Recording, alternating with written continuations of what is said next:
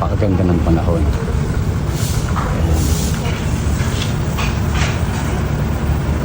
Kahit maganda panahon, nilinis ko yung aking kabayo. Tugswin. Tsaka ako kinumutan. Pati itong si Lucky. Nilinis ko yan. Pati yung aking motor dito nakaparada. Sabi ng mga alam. Kaya nga eh. Tatabingan yung mga ito.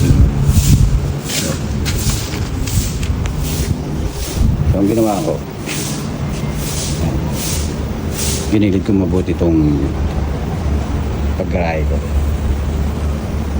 para magkasya yung motor.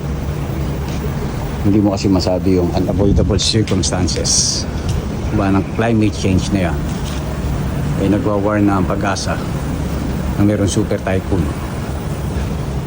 Iba na yung handa kaysa mag-repair ng damages.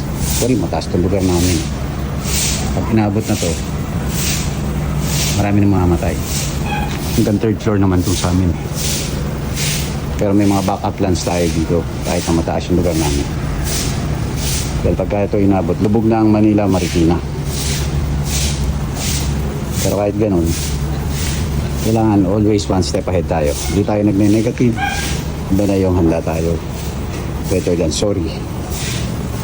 So, ito ang preparation ko. Kumangin man malakas. Dito kasi tutumba yung motor. At least dito, medyo kulog siya. Kaya sana naman lumiis na yung bagyo at wag lang tumuloy dito sa atin. Kawawa tayo mga Pilipino. God bless po everyone. Ingat po lagi.